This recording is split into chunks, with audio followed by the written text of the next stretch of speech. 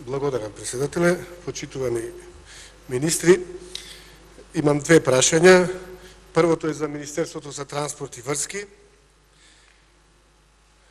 Почитувани колеги, Охридското езеро е едно од најатрактивните и најчистите езера во континентална Европа. Колекторскиот систем кој што е направен пред 30 на години на Охридското езеро функционира долго години во потегот на границата до Охрид и од Охрид до Струга.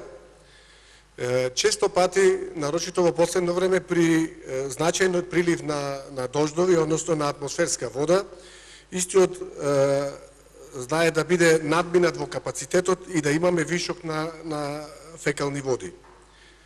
Во другиот дел, во потегот од село Радожда до Струга, воопшто не е направен колекторски систем и овој дел е доста загаден. Значајно загаден, а последиците од тоа за езерото можат да бидат доста несогледливи и катастрофални. Ние знаеме дека тоа е доста скапа инвестиција и дека најверојатно треба да се прави надградба над стариот проект или уште поверојатно и нов проект, кој ќе се бара многу време за решавање,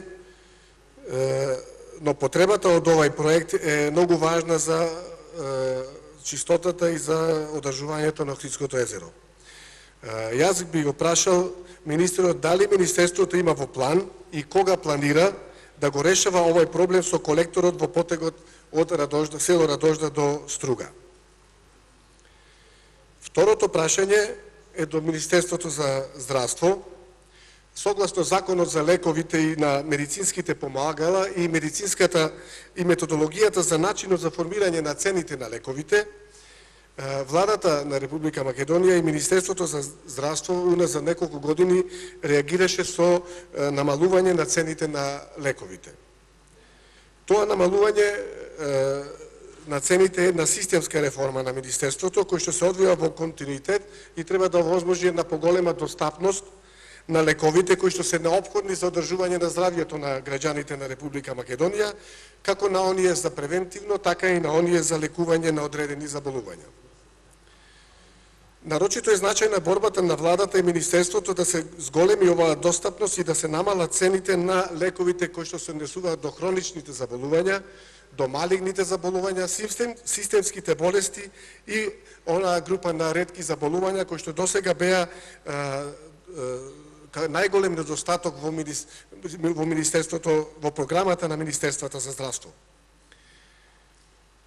Неколкократното намалување на цените на лековите нарочито се одразува на стандардот, односно на квалитетот на лекувањето на пензионерите, на оние со малигни заболувања и оние со хронични заболувања, кои што често пати земаат поголем број на лекови и кои што се офаќаат значаен дел од нивниот буџет.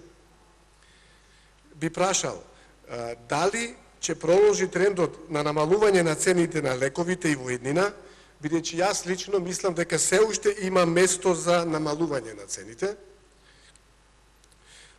и каква е заштедата на годишно ниво од намалување на цените на генеричките лекови, а колкава е кај онаа на иновативните и оригинаторните лекови. Мислам дека тоа е значајна сума на средства кои што Министерството за здравство може да ги искористи понатака како во вложување во инвестиции во здравството, така и во покачување на платите на здравствените работници. Благодарам. Благодарам и јас. Пратеникот Момчил Аврамовски постави две пратенички прашања. Првото е до Министерство за транспорт и врски и второто е до Министерство за здравство. По однос на првото одговор се добиете од заменик министер за транспорт и врски. Повелете. Благодарам за поставеното прашање и за истото прашање писмено ќе одговарам. Благодарам. По однос на првото прашање се добиете писмен одговор. И второто прашање упатено до Министерство за здравство, одговор ќе добиете заменик од министер. Повелете.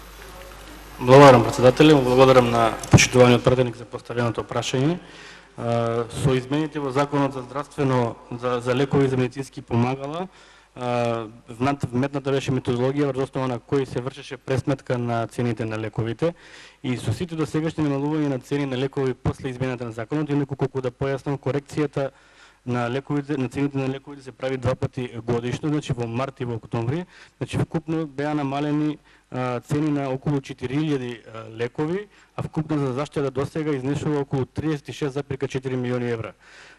Додам постепено, значи при првото усогласување на цените на лековите беа намалени цените на 1792 лека, а вкупните заштеди на здравствениот систем од првото намалување изнесува околу 17 милиони евра. Во второто намалување на цената на лековите се намалија цените на 346 лека, а годишната заштеда во однос на прометот нови лекови изнесуваше 3,8 милиони евра.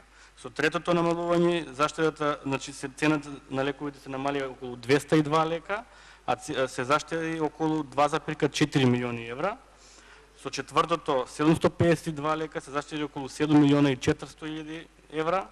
Со петото 352 лека, а вкупната процената заштеда на годишно ниво изнесува околу 3 милиони 240 евра, и со шестото беа намалени цените на вкупно 590 лека, точно 589, а вкупната годишна заштеда изнесува околу 2 милиона и 650 илјади евра. Значи вкупно до сега, значи се прави секоја година по 2 пати, значи годишно во март и во октомври, и вкупно се намалени до сега околу 4000 цените на околу 4000 лекови, со вкупна заштеда до денес од околу 36,4 милиони евра. Ви благодарам. Благодарам и јас. Дали пратеникот е задоволен од одговорот, односно дали сака да постави дополнително пратеничко прашање? Има збор пратеникот Момчил Аврамовски. Повелете. Задоволен сум, благодарам на заменик министар.